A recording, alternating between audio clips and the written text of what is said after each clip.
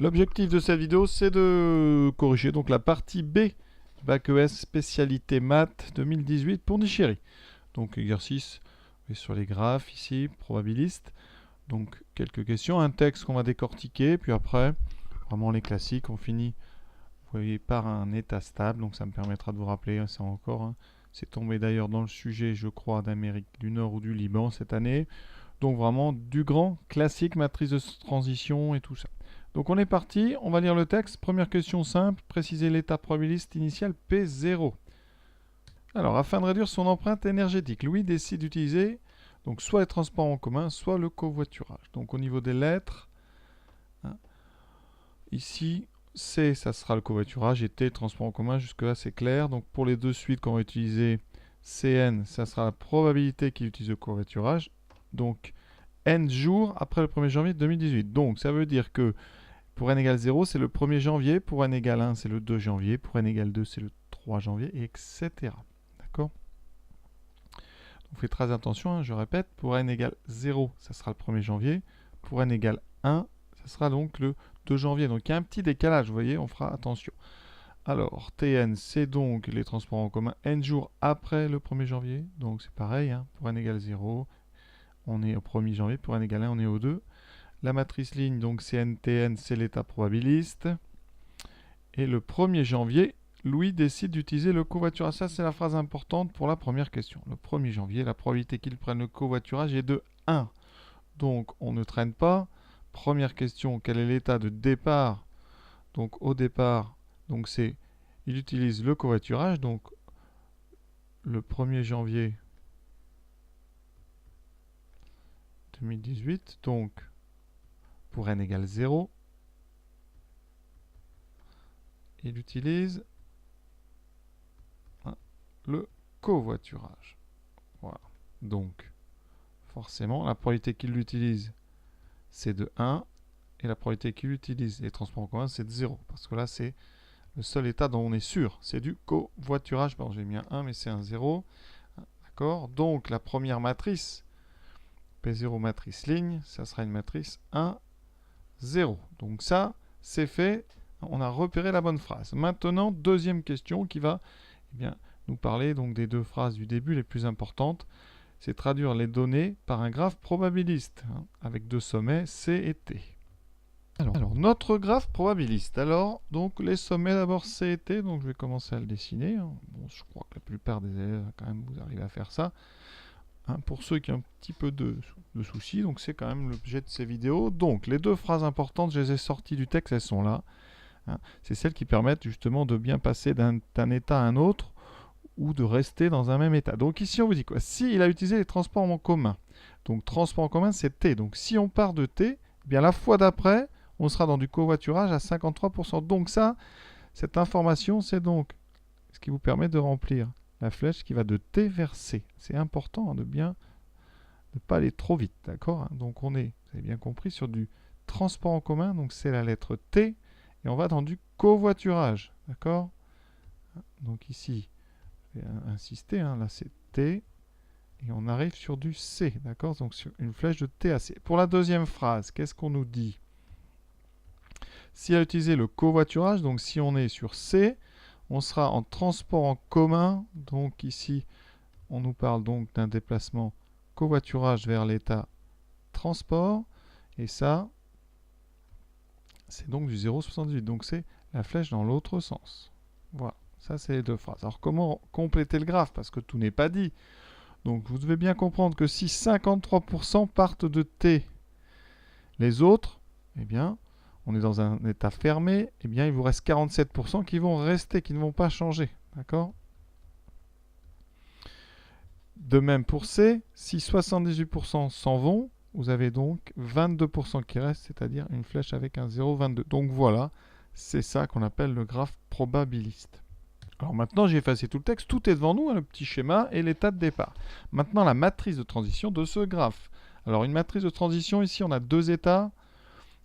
Donc, on va l'appeler M. Deux états, ça veut dire qu'on a 4 coefficients. 1, 2, 3 et 4. D'accord?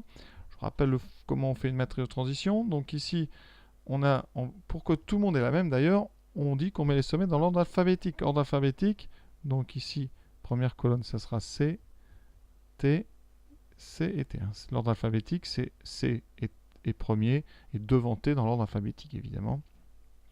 Alors ensuite, on remplit une matrice de transition, ça se remplit horizontalement et verticalement. C'est-à-dire qu'on fait comme ceci, un déplacement horizontal-vertical. Donc là, en haut à gauche, on va mettre le même nombre que ce qu'il y a ici sur la flèche qui va de C vers C, donc la boucle. Donc la boucle, ici, on a 0,22. Ensuite, dans la même ligne, on va indiquer le nombre ici qui est sur la flèche qui mène de C à T. De C à T, j'ai 0,78. 0,78. D'accord? La somme en ligne d'ailleurs fait 1. Pareil en bas, je vais continuer à détailler. Je dois mettre le nombre qui va de T vers C. T vers C, j'avais 0,53.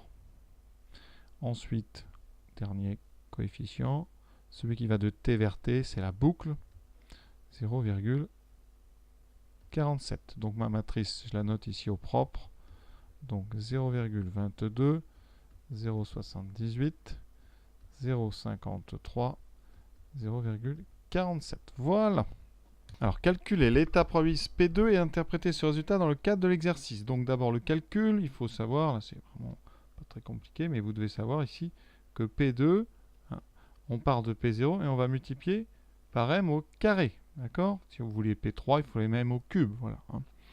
Donc, alors, je ne vais pas faire les calculs à la main. Si ça vous intéresse, allez voir donc, le sujet du Liban. Donc Bac ES 2018, qui vraiment ressemble beaucoup à ça. On fait exactement la même chose avec P2. Donc là, j'ai vraiment détaillé les calculs. Ici, je vais juste faire ça comme ça à la calculatrice rapidement.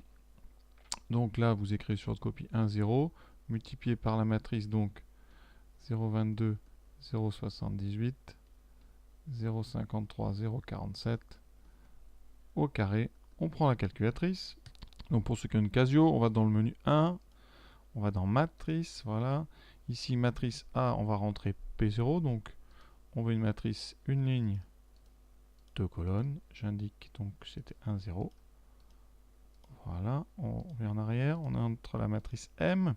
Donc, c'est une matrice 2, 2. Vous voyez, et j'indique tous les coefficients. Donc, 0,22. Voilà. 0,78, ça se remplit. Hop, j'ai oublié de valider. Voilà, 0,78, 0,53, 0,47. Vous voyez, c'est simple. Une fois que vous avez fait ça, vous sortez de là. Vous allez dans Options, au PTN ici. Voilà. Et vous allez utiliser matrice. Voilà. Matrice, vous allez faire matrice A, multiplié par, on rappuie sur matrice, donc alpha B au carré. Voilà. Et vous avez le résultat exactement qui s'écrit directement. Il n'y a rien à faire de plus.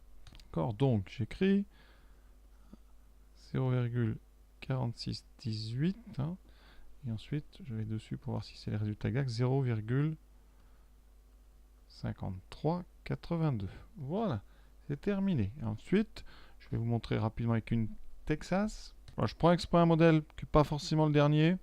Donc là vous allez dans matrice. Alors, le bouton est là, sur les autres il peut être à côté. Et là chez les Texas il faut aller dans Edit pour remplir vos matrices. Donc voilà, vous indiquez la taille. Donc 1, 2, voilà, je fais devant vous pour vous montrer que c'est facile. Ici, donc ensuite là, on retourne à matrice. Voilà. On va donc Edit, matrice B. J'entre donc une matrice 2, 2. Voilà, j'indique tous mes coefficients, 0,22. On valide, 0,78, 0,53, 0,47. Voilà. Là, il faut, c'est pareil. Donc on quitte une fois qu'on a fait tout ça. Voilà. Et on va, donc là il faut être, on va dans matrice, on utilise donc la matrice 1 avec name, vous appuyez, voilà, matrice A, multiplié par, on retourne à matrice, on va utiliser la matrice 2, voilà, qu'on met au carré. Donc on utilise la touche carré, voilà, vous validez, vous avez exactement les mêmes résultats. Et maintenant on vous demande d'interpréter ce résultat, donc pour n égale 2, ça correspond donc au 3 janvier. 2018, donc c'est-à-dire au bout de 2 jours, 2 jours après le 1er janvier. Donc ici, le 3 janvier 2018, la probabilité qu'il emprunte, alors ici à CT, donc le covoiturage, je vais donner le covoiturage est de 46,18%. Et pour les transports en commun et les transports de 53,82%. Voilà, c'est tout ce qu'on vous demande, pas plus. Alors, la matrice P associée à état stable. Donc là, on parle d'état stable. Alors, on sait, c'est dans le cours, que s'il n'y a pas de 0 dans la matrice, il y a un état stable. Donc ici, hein, M n'a pas de 0. Donc, il y a un état stable. D'accord, ça c'est une propriété du cours. Il y a un état stable. Bon, plein d'élèves ne le disent pas. Je ne suis pas sûr qu'on vous sanctionne, mais voilà. Je vous le rappelle. Maintenant, comment trouver l'état stable? Alors, un état stable, donc c'est un état P, hein, ici, qui sera donc la matrice XY. On sait que, eh bien, deux choses. On sait, d'abord, c'est une matrice d'état. Une matrice d'état, ça veut dire que x plus y doit être égal à 1. Ça, c'est très important. Souvent, on l'oublie. C'est ça qui est décisif. Et ensuite, la traduction, l'état stable, c'est que P doit être égal à P fois M. Donc ça va être un calcul à faire. Donc je vais le faire, ce calcul. Ça veut dire que XY doit être égal à XY multiplié par la matrice 0,22, 0,78, 0,53, 0,47. Alors comment faire un produit matriciel? Je vous rappelle ça rapidement. Donc on regarde d'abord la première colonne, on l'a fait pivoter, c'est-à-dire qu'on l'écrit juste au-dessus, voilà, de XY. Et on fait, donc pour notre, donc là XY ne va pas changer à gauche. Ici donc vous aurez un produit, alors vous avez une matrice, donc 1, 2, par une matrice 2, 2.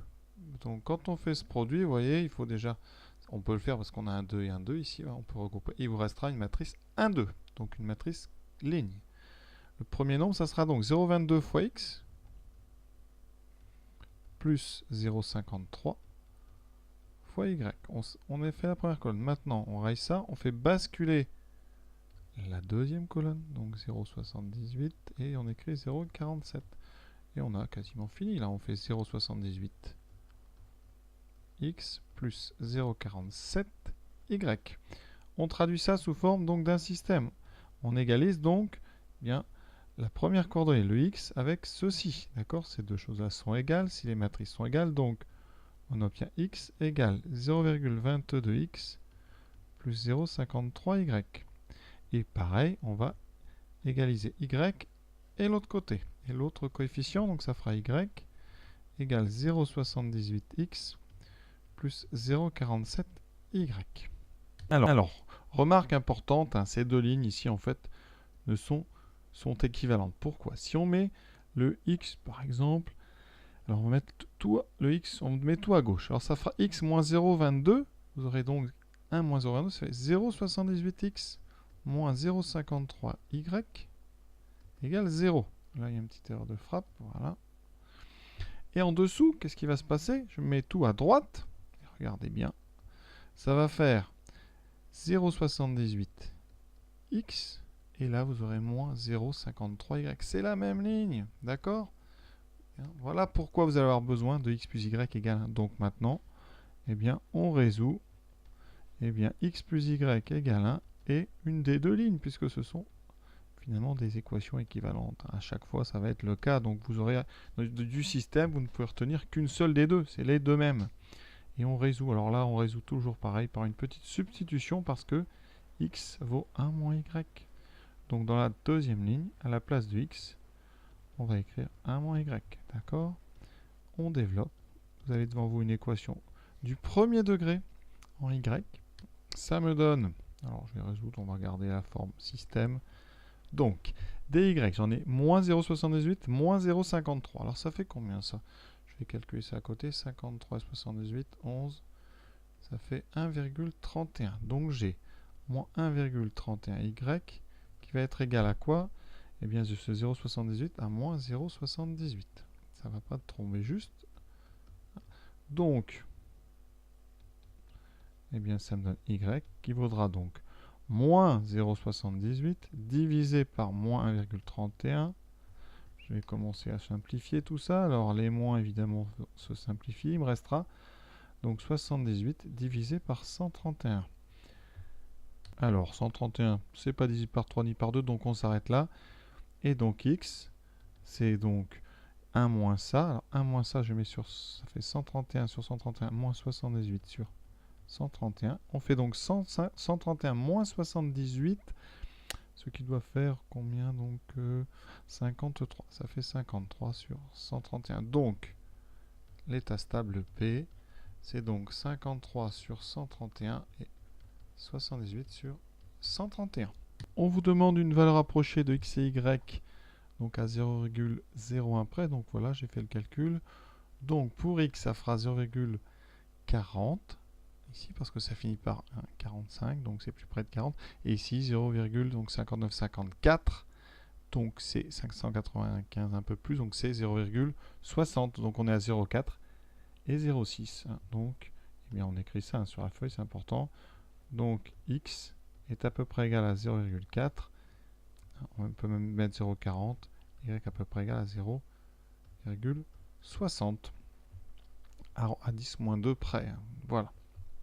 Alors, dernière question. Selon ce modèle, peut-on dire qu'à long terme, Louis utilisera aussi souvent le covoiturage que les transports en commun? Alors là, évidemment, non. Une question assez simple. Ici, donc, on peut dire quoi? On va réutiliser les termes du texte. À long terme. Donc, Louis utilise à 40% le covoiturage. D'accord? Donc, il utilise plus souvent les transports en commun.